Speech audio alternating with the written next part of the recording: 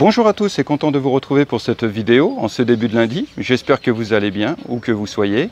Aujourd'hui donc le thème de la vidéo en fait ça sera les toits paille. Donc puisque je suis actuellement confronté à ce problème là en fait, à savoir est-ce qu'il faut opter pour refaire une toiture en paille ou alors opter pour une solution radicale, c'est-à-dire la mise en place d'une charpente avec l'installation de tuiles.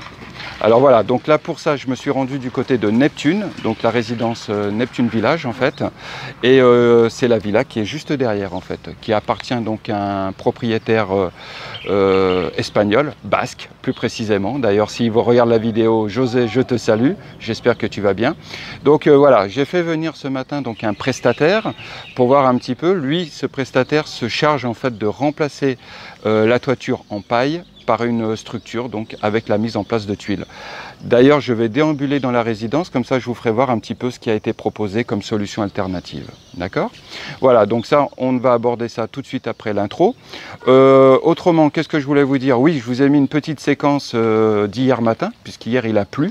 La fréquence des pluies est un peu plus, je dirais, soutenue en ce moment, donc ça fait plaisir.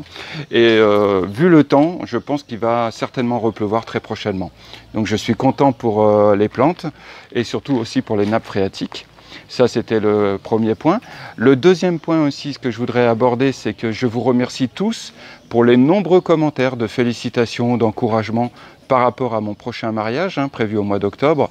Alors, ça m'a fait énormément plaisir et ça continue puisque les messages continuent à arriver. Je ne peux pas répondre à tout le monde. C'est pour ça qu'à travers cette vidéo-là, je vous remercie tous, chacun d'entre vous. Merci pour votre gentillesse et franchement je suis très touché de tous ces commentaires, ça me fait énormément chaud au cœur. Alors je vous avouerai que le timing est un petit peu chargé, excusez-moi, il fait une chaleur, il fait une moiteur, en plus je suis venu en vélo, alors je vous dis pas le sport. Oui, ce que je voulais dire c'est que voilà, le timing est un petit peu chargé parce que en fait, donc au mois d'octobre, début octobre, j'ai le mariage qui s'annonce entre le 5 et le 10. Mais entre-temps, il faut que je me charge donc de faire le déménagement, donc trouver un appartement beaucoup plus grand, parce qu'à l'heure actuelle, le studio dans lequel je vis, il est trop petit pour une vie de couple. D'ailleurs, je vous remettrai le lien dans la vidéo. J'avais fait une vidéo sur mon mode de vie. En fait, le thème, c'était mon mode de vie en toute simplicité. Et dedans, je vous faisais voir à travers la caméra mon petit studio. Donc voilà, je vous mettrai le lien, comme ça vous pourrez recliquer dessus. Et donc effectivement, il faut que je trouve un appartement assez rapidement. Alors d'ailleurs, je lance un appel. Je suis à la recherche d'un appartement, donc 2 chambres, cuisine, salon, éventuellement une terrasse, soit dans une maison, c'est-à-dire avec une entrée indépendante, ou bien dans un immeuble. Donc voilà, je suis ouvert à ce type de proposition. Le loyer, qui soit en conformité, bien entendu, que ce soit cohérent. Donc si vous avez quelque chose, n'hésitez pas à vous mettre en rapport avec moi, par mon numéro de téléphone ou par WhatsApp. Et puis voilà, je cherche sur Saly ou dans la zone très proche de Saly. Voilà, donc je reste à l'écoute. De mon côté, je vais essayer de chercher. Enfin, je vais chercher de toute façon. Donc le matin, je m'occuperai du travail. Et l'après-midi, je me focaliserai sur ça. D'accord? Voilà ce que je pouvais vous dire. Donc merci à tous encore pour vos nombreux commentaires. De nombreuses questions sont venues aussi à travers les commentaires. On me posait la question donc du certificat de capacité de mariage, comment l'obtenir, etc. Donc je reviendrai dessus, puisque moi-même, dans la deuxième étape, c'est-à-dire le mariage civil, j'aborderai ça à nouveau. Donc je vous expliquerai moi-même comment j'ai fait pour l'obtenir. Voilà, donc c'est pour ça que je n'ai pas pris la peine de répondre aux messages. On me posait la question aussi, pourquoi se fait-il que si tu parles de mariage, tu envisages toujours une troisième naissance, enfin tu envisages d'emblée un troisième enfant. N'est-il pas possible d'avoir un mariage sans enfant? Alors je dis oui, ça pourrait être possible effectivement, mais il faut savoir que dans la mentalité africaine, un mariage sans enfant, voilà, ça ne se fait pas trop et c'est la finalité en fait. C'est, je dirais, l'aboutissement normal d'un mariage, c'est d'avoir des enfants. Et je me verrais mal me marier demander à mon épouse de ne pas avoir d'enfants alors que moi j'en ai déjà 2 et elle qu'elle n'en a pas. Donc voilà, vous voyez un petit peu le raisonnement en fait. Donc moi je suis prêt à avoir un 3e enfant. Et elle, au moins, comme ça, elle aura un enfant, et ce qui est la suite logique d'un mariage, ici, du moins en Afrique. Voilà, autrement, il y avait d'autres questions, mais je pense qu'elles me reviendront. Si elles me reviennent, j'essaierai de vous répondre au fur et à mesure. Une dernière chose aussi, effectivement, dans cette vidéo, il y a un moment, j'ai eu une phrase, je dirais, malheureuse, ou du moins qui n'est que le fruit d'une mauvaise explication de ma part. Quand j'abordais le thème de la dot, effectivement, le montant de la dot ne reflète pas la valeur de la personne. Et là, je me suis un peu embrouillé les pinceaux en discutant, en vous disant qu'il y a un moment, il fallait savoir être capable de pouvoir payer le montant d'une dot, puisque c'est la valeur de votre épouse. C'est bien entendu qu'on soit bien d'accord, c'est absolument pas ce que je pense. Vous n'achetez pas votre épouse, et la somme que vous donnez ne représente pas la valeur de votre épouse. Voilà, donc voilà, je m'étais mal exprimé. Et voilà, ne m'en tenez pas rigueur. Il m'arrive que parfois, je bug du fait que je vous parle toujours de manière improvisée, de manière spontanée. Et des fois, effectivement, mes phrases ne reflètent pas précisément ma pensée. D'accord? Voilà, bon écoutez, après toutes ces précisions et ces éclaircissements, à tout de suite, donc pour aborder l'aspect des toits en paille. Sur ce, à tout de suite.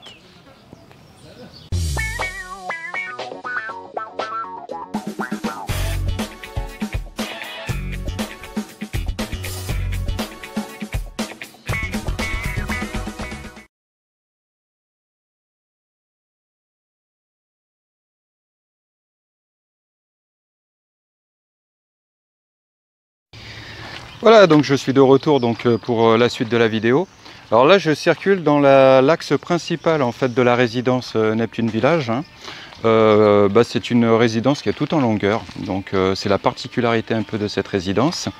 Et en fait, alors ce que je voudrais dire, c'est que je la connais depuis pas mal de temps, cette résidence. Hein. Je dois bien la connaître depuis 12-13 ans, hein, quelque chose comme ça.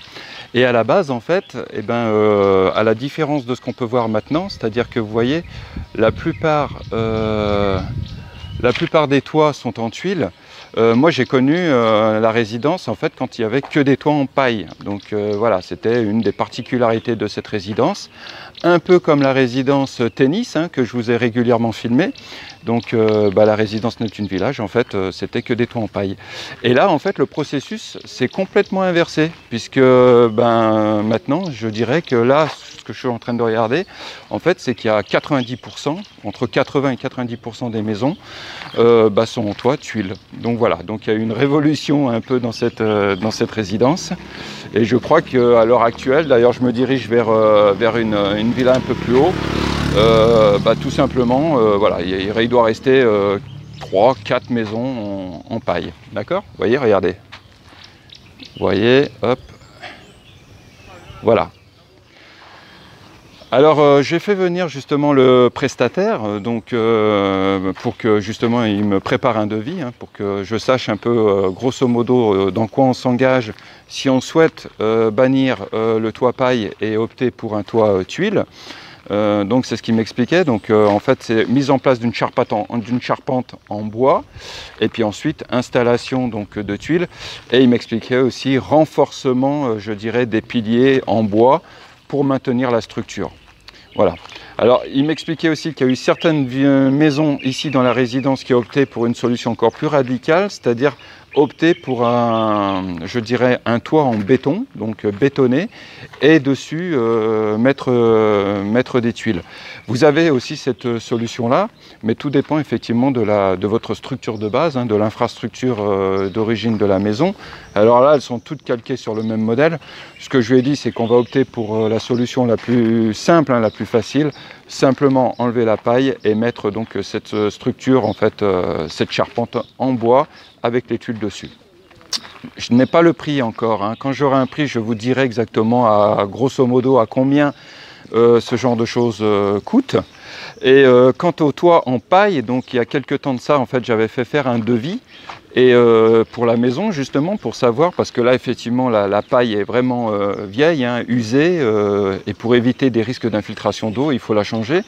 Et donc, le devis, en fait, pour renouveler la paille, hein, donc ça tourne autour des... je vais vous donner le prix en En francs CFA, donc ça tournait autour des 700 000 francs CFA, quelque chose comme ça. Si je ne me trompe pas, ça fait du 1200 euros, quelque chose comme ça. Voilà, pour refaire toute la toiture en paille. Mais ce qu'on m'expliquait, c'est ça, c'est que dans la résidence, du moins, on m'expliquait que, en fait, il y avait une directive préfectorale, une directive préfectorale régionale, qui stipulait, en fait, qui encourageait les propriétaires à bannir le toit en paille pour justement le remplacer par des toits tuiles. Parce que je rappelle, pour ceux qui l'ignorent, c'est qu'il y a une dizaine d'années maintenant, quelque chose comme ça, en fait 7-8 ans, il y a eu un énorme incendie, en fait il y a eu plusieurs incendies, mais il y en a eu deux énormes incendies, mais pas de ce côté-là, du côté du Lamentin Beach, où des centaines de maisons avec des toits en paille avaient flambé en fait. Ça avait été un énorme incendie. Je vous dis bien, des centaines de maisons. À l'époque, j'avais déambulé dans certaines résidences qui avaient été complètement détruites et ça faisait vraiment une drôle d'impression de déambuler dans ces allées avec des dizaines et des dizaines de maisons à l'horizon entièrement détruites. Donc c'est vrai que ça avait créé un traumatisme à Saly. On l'a toujours, ce traumatisme-là, et c'est vrai qu'on est très vigilant sur les risques d'incendie. Il faut savoir qu'à l'heure actuelle, les assurances sont de plus en plus réticentes à assurer des maisons avec un toit paille. Il en reste encore, je connais il y en a plusieurs, il y en a une ou deux que je connais, qui continuent à couvrir les risques d'incendie pour des toits paille, mais c'est de plus en plus rare. La plupart des assurances, elles ont été tellement refroidies par les deux principaux incendies qu'on a eu sur Saly, qu'elles ont banni ce type de contrat. D'accord ? Voilà, à l'époque, quand il y avait eu ces incendies, en fait, ce qui s'était passé, il y avait eu une enquête et on s'était rendu compte que des jardiniers, d'ailleurs je crois que c'est dans le deuxième incendie, c'était des jardiniers qui avaient fait brûler des feuilles un jour où il y avait du vent, c'était venté, etc. Et qu'en fait, les petites flamelles dues au fait qu'ils brûlaient les feuilles, c'est ça qui avait créé l'incendie. Et la particularité pour le deuxième incendie, parce que même le Lamentin Beach avait entièrement brûlé aussi, pareil, je crois qu'il a brûlé même 2 fois. À l'époque, les jardiniers, c'était des jardiniers privés du président de l'époque, du président Abdoulaye Wade. Donc ça avait créé une sacrée polémique à l'époque. Voilà, parce qu'à l'époque, il avait une maison ici sur Saly, et en fait, c'était ces jardiniers privés qui avaient déclenché l'incendie. Voilà, c'est ce que j'avais eu comme information à l'époque. Et depuis, d'ailleurs, je ne sais même pas comment ça s'est passé pour le remboursement, les dédommagements. Je n'en sais pas plus. Si vous avez des informations, n'hésitez pas à nous les faire partager. D'accord ? Voilà donc ce que je voulais vous dire. Donc je rappelle, pour un toit comme celui qui est derrière, de la villa que je gère, pour le renouvellement de ce type de toit, il faut compter grosso modo 700 000 francs CFA. D'accord ? C'est une opération qui se fait en moyenne tous les 5 ans, le renouvellement d'une toiture paille. D'accord ? Et pour la mise en place d'un toit en tuiles, ça, j'attends le devis et puis je vous donnerai un petit peu les informations pour que vous ayez une petite idée. Voilà ce que je pouvais vous dire aujourd'hui sur ce thème-là. Si vous avez des questions ou si vous avez des précisions à apporter ou des informations, n'hésitez pas, comme toujours, à en faire profiter la communauté. Et puis à chacun d'entre vous, je vous souhaite une bonne continuation. Là, je vais continuer, il est 10h30, j'ai un rendez-vous à 11h et tout ça, je le fais en vélo. J'ai plus de moto, j'ai vendu la moto parce qu'elle crevait régulièrement. Voilà, je me suis dit je la vends et dans quelques temps j'opterai pour un autre moyen de locomotion. Mais ma priorité, je vous dis bien pour l'instant, c'est trouver l'appartement, déménager et préparer le mariage. Sur ce, à chacun d'entre vous, je vous souhaite une bonne continuation. Prenez soin de vous et puis à très bientôt. Allez, ciao, à bientôt, salut.